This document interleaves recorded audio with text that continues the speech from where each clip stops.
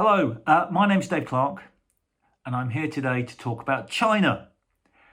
Now, if I had a presentation, which I don't, my presentation would be entitled 1.4 billion.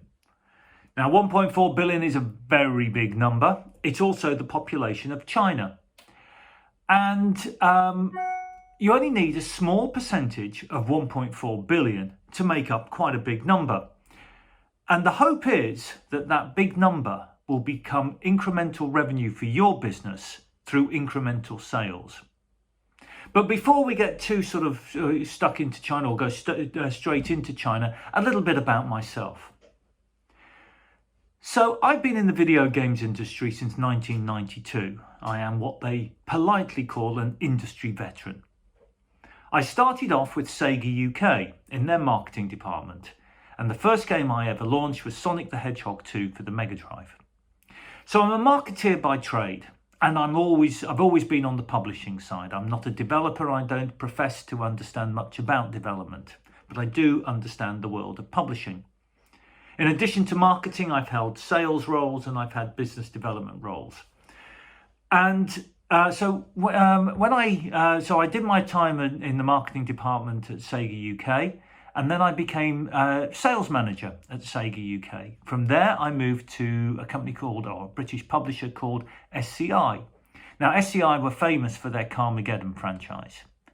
Whilst at SCI, I started off as their international sales manager before becoming their marketing director. From there, SCI most amazingly bought Eidos. Eidos, a company 10 times their size. And I became their marketing director, and I had the fortune of working on franchises such as Tomb Raider and Hitman. Eidos then sent me over to the States, where I became VP of Business Development. And it was only when Square Enix purchased Eidos that I decided it was time to come back to the UK. And it was at that point I set up Cuba Entertainment. So that's about 14, 15 years ago now. And Cuba Entertainment was basically all about leveraging all that sales experience, the marketing experience, and the business development experience that I'd accumulated over the years, and offering that to companies within the video game space and indeed on the periphery of the video game space, to enable them to grow their businesses and add additional revenues and additional sales. Along the way, I met a chap called Paul Shuliok. Paul, myself and two others then set up Green Man Gaming. You may know that Green Man Gaming are the global retailer of Steam keys. And whilst I was there, I helped them set up their publishing department. I held many roles there, but I helped set up their publishing department. And so along the way, I kind of feel that I've got to learn and understand the publishing ecosystem. And then later on, I learned the retail ecosystem, and that together, I've learned how the retail and publishing ecosystems interlock. So why China? What makes me, capable of talking about China? Well, the answer to that is it goes back to Green Man Gaming and when I set up their publishing team. And like all heads of publishing teams, I was always on the lookout for how I could grow the business, how I could expand it beyond its sort of traditional core. And for me, the traditional core was Steam PC games. I was just indie, Steam PC, a bit of PlayStation, a bit of Switch. And all roads lead back to China, 1.4 billion. And I wanted a slice of that 1.4 billion population, but I didn't quite understand how I went about it. So I sat down and I started to study the Chinese market. Now, like everybody else, I had heard all the horror stories about how people had been cheated in China, how they had lost control of their IP, they didn't know what was going on. There was all the stuff about the legal situation out there, the rules and the regulations and the Chinese government making life difficult and so on and so forth. It was all pretty negative stuff. Add on top of that, the type of publisher I was with the type of games that I had which are quite frankly what most publishers have, there was no way I was ever going to get a deal with the likes of Tencent with some multi-million-dollar advance. Just wasn't going to happen. So that then left me with one route, the route that seemingly everybody else was going down. And that one route was to work with a local publisher, to enter into a co-publishing deal. But when I looked at that again, I couldn't quite understand what it was that a co-publishing deal actually gave to me, and how they drove revenues. I didn't need their QA because I was doing that in the West. A lock check where relevant, again, I was doing that in the West, and quite frankly, I was never going to sell on the Sony Chinese store or the Nintendo store. Localization, I was doing that anyway. I could use my existing provider. So on the development side, they weren't really offering anything at all. What was interesting to me, however, was the marketing side, the ability to build awareness, because it's awareness that you can convert into sale. But even there, a closer examination, it didn't work. And the reason it didn't work was the typical commercial deals that most of the Chinese publishers were looking for, and indeed still do look for. And that is a rev share deal. Typically, it was 70-30. I would keep 70, they would keep 30. And on paper, it kind of made sense, but it was low risk. But the problem was that the Chinese partner wasn't interested in spending money on my game until they were earning money on my game. I wanted them to spend money before the game came out, because it's that spending marketing money then that builds your awareness, and as I've mentioned, it's awareness that converts into sale. So that whole thing didn't work. So I was kind of left scratching my head thinking, my goodness me, what can I possibly do? And the answer for me was a PR and marketing agency. I needed an agency in the same way as I use in the West. So in America or France or Germany or Russia or Brazil, I needed an agency with boots on the ground who could promote my game for me. And that's all I needed, because all the Chinese customers, they were VPNing into the West. I was getting sales on Steam without even trying, because Chinese gamers VPN into the West. So if I could just build that awareness, I could get more Chinese gamers VPNing into the West. And when I looked into Chinese-based agencies, I didn't really find any. Yes, there are some, but they're all based in Hong Kong, or run out of the West. There's nobody in mainland China. And there is a difference. I mean, it's a bit like, the difference between sort of South Africa and Great Britain. We both speak English, but it's not quite the same. Culturally, there's nuances that make things a little bit more problematic. So when I eventually rolled out of Green Man Gaming about 2.5 years ago, I reached out to a friend of mine called Logan. Now, Logan's based in Hong Kong, in Beijing. And Logan and I set about creating a company called Arcus Key. And Arcus Key offers PR and marketing solutions to Western publishers. We opened our doors 15 months ago, and we've so far worked with 14 publishers on multiple titles. And we've delivered some amazing results because we offer the single most important thing, which is awareness. So that's kind of my road to China. So that's where I've come from, and that's how I've got to China. So let's take a little bit closer look at the Chinese market now, and some of the challenges and some of the issues and some of the myths and what it is that you need to bring your game to the market. And for that, I'm going to talk about the legal setup out there, the Chinese government rules and regulations.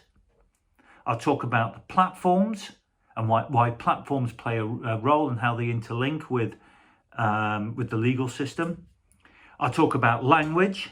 I'll talk about the cultural barrier. I'll talk about the media mix. And finally, we'll discuss the size of the opportunity. So starting off with the legal stuff. So we've all read about the crackdown in China on video games, and it's led to many sort of articles in the video games press. You know, Chinese government attacks video games under pressure, you know, and it's leading to questions like, well, am I allowed to sell my game in China? You know, how can I possibly do business in China? Well, like everything else in China, it's quite nuanced. And actually, the crackdown in China isn't just on video games. The crackdown in China is on technology, of which video games plays a part of that. And you know, they've cracked down on how long minors can play on video games. They're cracking down on pornography and drugs and violence. They're cracking down on the influence that technology has on society, the role of influencers, and how the big Chinese tech companies are becoming perhaps a bit too big for themselves. And these are all very familiar conversations, because if you look at the West, they're the same things happening here. It's only, 2 months ago that Facebook was dragged in front of Congress in the United States to explain the negative role they have on society. And they were indeed here in the UK. They were dragged in front of the British Parliament about the same thing. We always talk about sort of like the negative impact on with regards to racism and religious views and just negativity that comes through social media. We talk about technology companies avoiding taxation because they just transcend governments. In video games specifically, we've talked about the role of loot boxes and their association with gambling. You know, the impact of video games on minors. Here, you know, again in the West, we talk about pornography and violence and all these issues.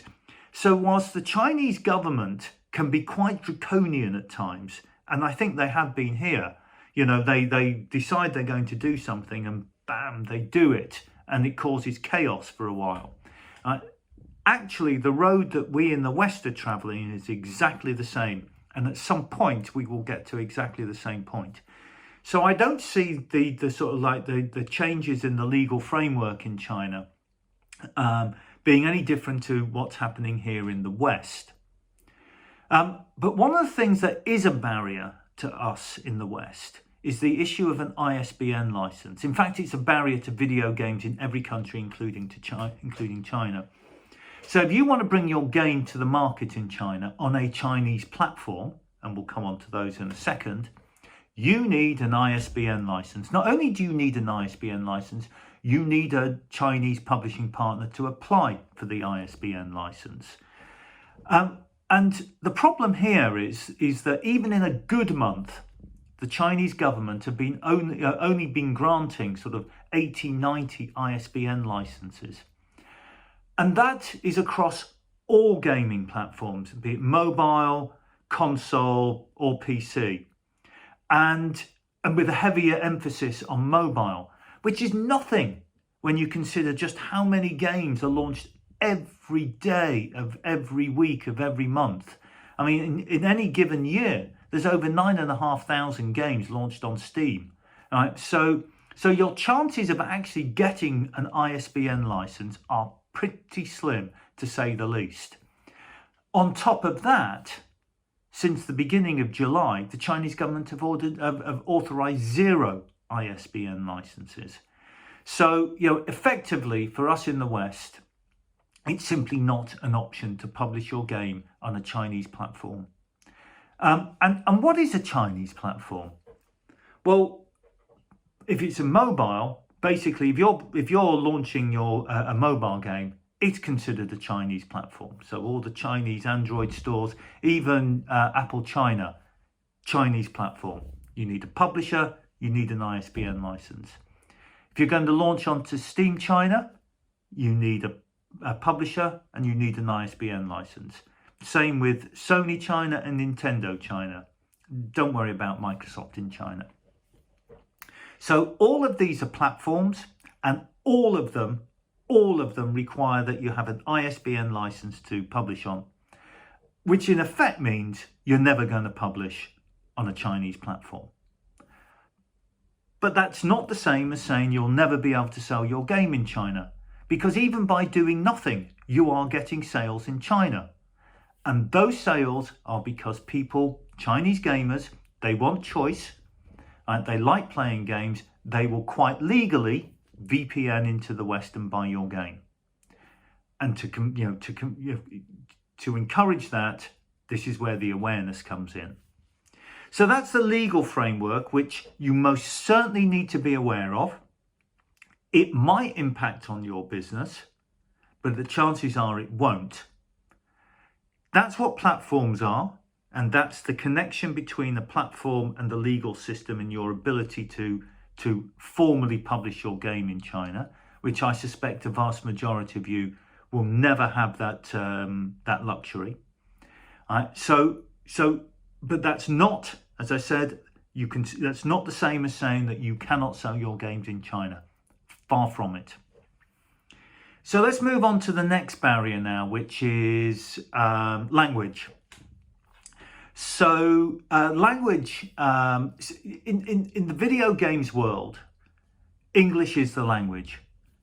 Gamers, by and large, play in English. Most video gamers can read English. So, you don't always have to localize your game. Certainly it helps, but you don't have to. And when it comes to discoverability, you're selling Sonic the Hedgehog 2. The gamer can read that. They'll type into Steam Sonic the Hedgehog 2 and they will find your game. So English is the default everywhere in the world, with 3 exceptions.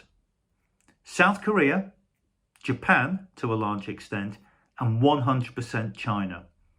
Few people in China speak English. Very few people. Even fewer people read English. So if you want to sell your game in China, you must localize it into simplified Chinese. So simplified Chinese is mainland China, 1.4 billion. Traditional Chinese is Taiwan and Hong Kong. So localize your game into Chinese. If you're ever going to localize into one, make sure it's in English and make sure it's in simplified Chinese. That's all you need to do, in my opinion. Then from there, make sure that you've localized your Steam page so that gamers can read what your game is about. Make sure you localize your game name. If you do nothing else, make sure that your game name is localized. Because it's what tends to happen is nobody reads English. All the game names are always in English. Nobody in China reads English, so they don't know what the game is. So they come up with their own name, and before you know it, you've got 10 names for your game, none of which are searchable on Steam, which hurts discoverability and conversion to sale. Localize your game name into simplified Chinese. And from there, you've got to have localized marketing materials. You need to build awareness in China just as you do anywhere else in the world, but you need to do it in Chinese. So language is a big barrier. But perhaps the biggest barrier of all is culture. To my mind, this is bigger than the legal barriers, and this is bigger than the language barriers. The way of doing business in China is just different to the way we do it in the West. What we take for granted in the West is not how they work in China. And as each day goes by, for me, I discover more and more just how big this barrier is. So, and the way it tends to manifest itself for most publishers is visibility. You enter into a deal with a publisher or some partner out in China, and you have no idea what they've done with your game. And you accuse them, in your mind, you think they're being devious, they're cheating you, they're trying to con you out of money. Well, they're not really, no more or no less than any other part of the world. It's just that they're not used to providing the standard of reporting that we're used to in the West. And indeed, with the language barrier on top, they struggle to provide the quality of reporting. And it's the reporting that gives you visibility. And when you lack visibility, that leads to mistrust. Visibility and mistrust go hand in hand. And if you don't trust somebody, it only needs the smallest thing to happen and the whole thing falls to pieces. And so it is the cultural gap really that's led to all of these horror stories about, oh my God, my Chinese partner's ripping me off. I don't know what's happening to my game. They're not ripping you off. It's just that neither side quite knows how to talk to the other side. And so this is again why you need a partner on the ground who you can communicate with properly. So the cultural mix, I think, is the biggest barrier to anything to do with China. So now we move on to the marketing mix. And all along I've been emphasizing this thing about all you need to do in China is build awareness. You've got to do it in Chinese, but you need to build awareness. Which brings us on to the marketing mix. And everything in China, everything to do with China is exactly the same in the West, only massively different. So with the media mix, it's the same pillars of or the same marketing pillars. You've got video, you've got press, and you've got social media. Same in the West as it is in China, but it's different. So in the West, you've got Twitch, you've got YouTube. In China, you've got Bilibili, you've got Douyu, and you've got Huya. Three video channels. Everybody's heard of Bilibili, but how many of you have heard of the other two? On the press, IGN, GameSpot, Rock Paper Shotgun, all very influential in the West. In China, G Fusion, YYSTV, UCG, and others. Chance you might have heard of G Fusion, but doubt you've heard of any of the others. Social media, you've got Facebook and Twitter and Discord and LinkedIn and goodness knows what else in the West. And equally in China, they've got they've got all the various social media platforms. Most people have heard of Weibo and WeChat, but let me tell you how they get used in China is so different to how we use them in the West. So the pillars are the same, the companies are different, but also the weight of each pillar is different. So in the West, video is important and is growing in importance, but in China, it over-indexes massively. Video is your single most important thing. And it's not just the Twitch and YouTube type channel platforms like Bilibili, but short form, TikTok. Right? TikTok's from ByteDance. ByteDance have China TikTok, Douyin. But how many of you heard of Zai Hongshu, otherwise known as Red, which is a TikTok competitor? And so you've got many different sort of video platforms, and they massively over-index in China. In addition to that, you move on to the press. So the press in the West is still very important. It's got a massive legacy. That legacy doesn't exist in China, and so the press under-indexes in comparison to the West. However, it's still really important for drilling down deep into a game. And social media, as I say, that's just on a different level to what we're used to in the West. So everything's the same, but everything's different.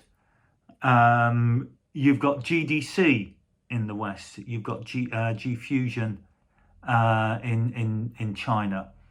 And so the whole mix is different. In addition to that, so what does all that mean? So we've gone through the legal stuff, we've gone through the language stuff, we've gone through the cultural stuff, we've gone through the media mix. It leaves us with the one final thing, which is the potential market size. So how big is the opportunity in China? Well, based on 15 months of Arcus Key experience, we think the Chinese market, so this is the indie market, That's what we've been talking about. So not your big stuff like your League of Legends where there's 80 million people. We're talking the stuff that really is probably where you guys are operating in, where Team17 and Raw Fury and Fellow Traveller and Skybound and Diadelic and Merge, where they all sit. Right? This is the indie space, and we think the indie space in China is the same size, if not slightly bigger than it is in the UK.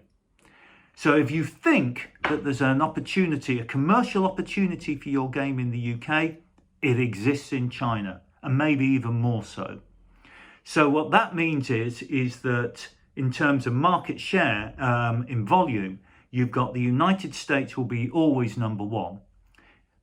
China should be your number two, closely followed by the UK, and then everybody else closely behind that. So there's a sizable opportunity, and that's all incremental revenue. That's revenue the chances are that you're not enjoying at the moment. And every now and again, a game will burst through in China. And when it does, it can explode in the millions. Just ask Curve about Human Falls Flat. And so that puts into perspective sort of like the size of the market in China. So hopefully, I mean, we've kind of skimmed across so much stuff, but hopefully it's given you a bit of a flavour. We've got a bit of extra time at the end of all of this, whereby we can you can ask questions. So it's at that point that I suggest we kind of dive down into the things that are important to you. I hope you found it of interest. Thank you for your time, and I look forward to speaking to you shortly.